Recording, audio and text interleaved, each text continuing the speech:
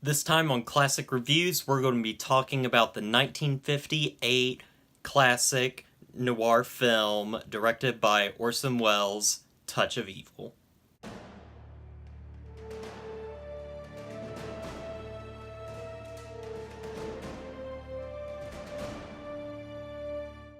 Touch of Evil was directed by Orson Welles and stars Charlton Heston, Janet Leigh, and Orson Welles himself. And the story follows a young couple as they cross the border from Mexico to the United States, and while that happens, a bombing takes place on the American side of the border, which gets them involved with a mystery of what exactly is going on, and they come in contact with the authority of the small town played by Orson Welles.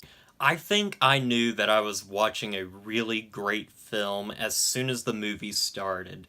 The opening shot of this film has been talked about over and over again at just how good of a shot it is. It's completely done in one take, and it goes on for, I'm going to say, at least 2 minutes, maybe even more. It just looks fantastic, and it really tells you what type of film we're getting into. We're not getting into just another noir thriller film. We're getting into something that's very masterfully done, and of course it's done perfectly by Orson Welles himself, who directed as well as starred. I can't praise the filmmaking enough in this film, from the high and low angles that Orson Welles does with his cinematographer. The film just oozes just great filmmaking in general. I've seen Citizen Kane before, and Orson Welles is no stranger to great cinematography. That film looked incredible, and this one looks just as good.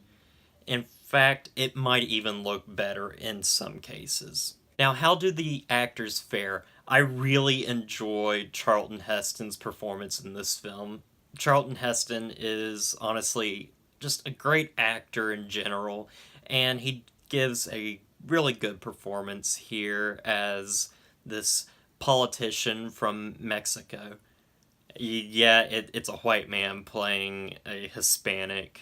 I'm not going to go into that, but he does really well in the role.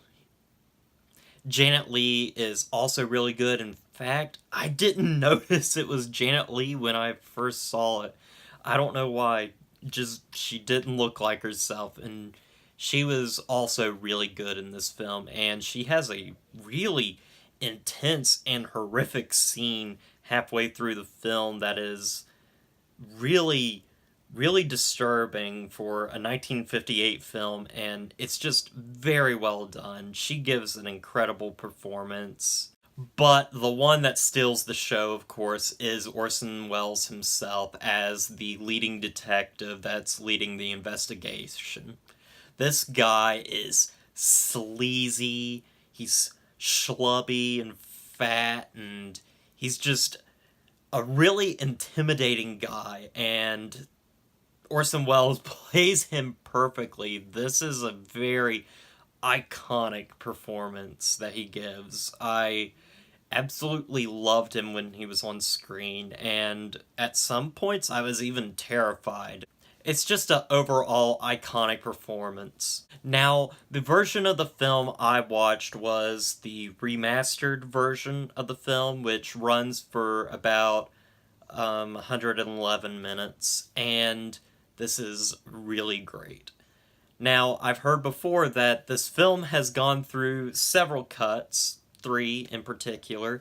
The very first cut ran for around 90 minutes, and I was shocked to learn, as you read the beginning of the film, there's a bit of text for the remastered version at the beginning of this film, that the film was edited and shot by another director. Universal Pictures, they took stuff out of Orson Welles' film and reshot certain stuff with a different director, and it's very weird that they would do that. And this version of the film tries to take out a bunch of the added scenes as much as possible and try to fix it into a version of the film that Orson Welles was happy with. They use a lot of his notes that he had for the other versions of the film, and they compiled it together to hopefully get as close to it as possible. Now, some things couldn't be changed, apparently. Some of Orson Welles' scenes that he shot no longer exist, and so they had to use other scenes that the other director had filmed. Either way, throughout the film, there are scenes that I can't tell who's directing it. It looks the exact same, it feels the exact same, and kudos to the editing. This is a really good film and just an overall great noir film that bookends basically the golden era of noir film in general from the 40s to the 50s. This is honestly one of the greatest films I've ever seen, and I think it's better than Citizen Kane. Citizen Kane is a good film, but I was more entranced and just transported into this film. And with that said, I'm going to give Touch of Evil a 9 out of 10.